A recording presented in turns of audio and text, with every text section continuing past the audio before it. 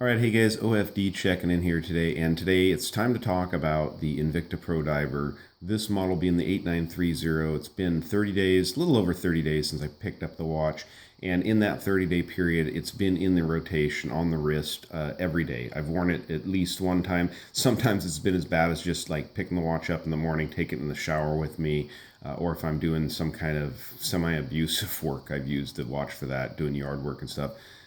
I mow my own lawn and all that kind of stuff. So anytime I was doing any kind of yard work or something, I'd usually use like a Casio or something for. I was wearing the INVICTA Pro-Diver just so it could get some good, decent, regular use like most people would put it through. So overall, I can tell you guys that after that period of time, it's a great little watch. Now you guys can see that I obviously have it on a different strap. I had it on a different strap during the video because I was unable to size this factory strap here with my pin press that I originally had. Now, a lot of you guys made comments about using a jeweler's little vise and some pin punches. That worked perfectly. Thank you guys for leaving those comments because I was able to get this bracelet adjusted. Unfortunately for me, it's just not a very comfortable bracelet. It just, the clasp on here is really cruddy. I'm going to be honest with you, the bracelet is something I just don't find very appealing at all. Once I did adjust it, it was easy to adjust. It wore well, but kind of some sharp edges down here on the bottom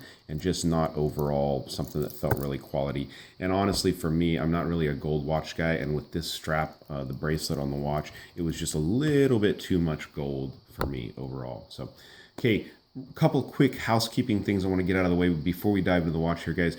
I want to thank every one of you guys that have subscribed to the channel.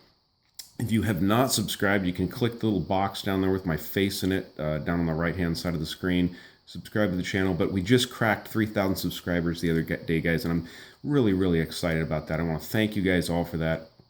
I have wonderful subscribers. You guys always leave great comments and thoughtful comments, and just thank you for that. The second thing I want to mention to you guys is that just yesterday afternoon, I picked up from my mail station the two Stratton prototype chronographs that they've been on tour from Bob, Time to Go Travel, and Timepieces. They've been to Watches Galore. They've been to Peter Von Panda. Now they're out here in California. Here on the OFD channel, I'll probably get them up today or tomorrow, and then they'll go over to Chris Marshall at Marshall Time. So we'll get those watches up, and I'm really, really excited to show those as they are prototype timepieces, and I think that's always exciting as a watch channel to get to show stuff that's not out there released yet. Okay, that's that. So here we go, guys. Now I'm going to go ahead and get the watch off the stand, and we will bring it up here in front of the camera. Okay, so this one, like I said in the intro, is the Pro-Diver 8930, and I think it has a BO in there, B0 in the end there. As you guys can see, this is the gold toned case. Now this is available in a standard stainless steel case, and I think it's just available in standard stainless steel or there is a two-tone version also with the gold and the silver, or the standard stainless steel.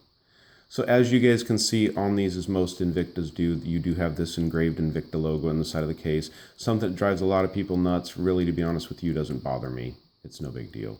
And I think that was something to do with Rolex basically telling Invicta, when Invicta was like the only homage maker out there, you better do something to make them not look like a Rolex, and they had to put that logo on the side of the case. Case is fully polished all the way on the sides, as you guys can see here. Signed crown, very nicely done. You have brushing on the top of the lugs here. Very nice. This is employing a mineral crystal on this watch, hardened mineral crystal. It does have the Cyclops for the date there at 3 o'clock. Let me go ahead and move this hand out of the way. Give you guys an idea of the hacking of the movement too by doing that. See that second hand stop?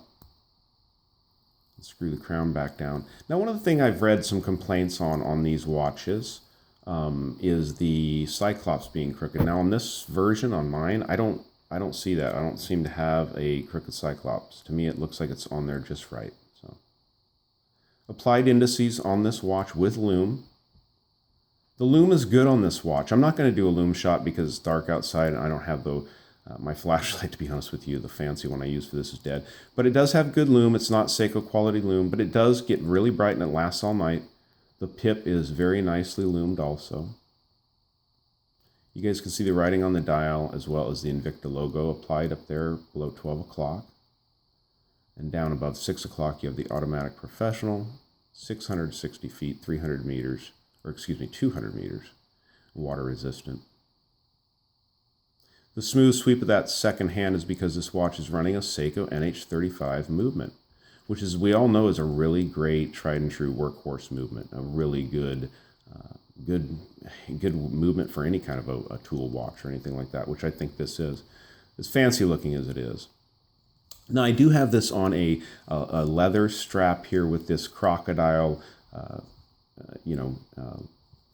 pattern here, which looks nice. It does have, unfortunately, it has like this rose gold buckle on it, but it still looks pretty good on there, and it's very, very comfortable. Now, the case on these are a 40 millimeter case from side to side. You're looking at 48 millimeters from lug tip to lug tip. You've got a 22 millimeter lug opening here on these watches. And you're looking at about 13.3, 13.5 thickness, not including that Cyclops up there.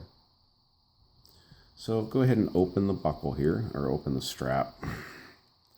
Not a buckle. Show you guys, it makes it easier to off the bracelet to show you guys the back of these watches. So there's the Seiko movement there, and if you guys read there on the rotor, you can see there on the left-hand side of the rotor it says NH35A, and over on the right side it says SII, that's the Seiko Industries. So, and then you've got the signed rotor there with the Invicta Watch Group since 1837.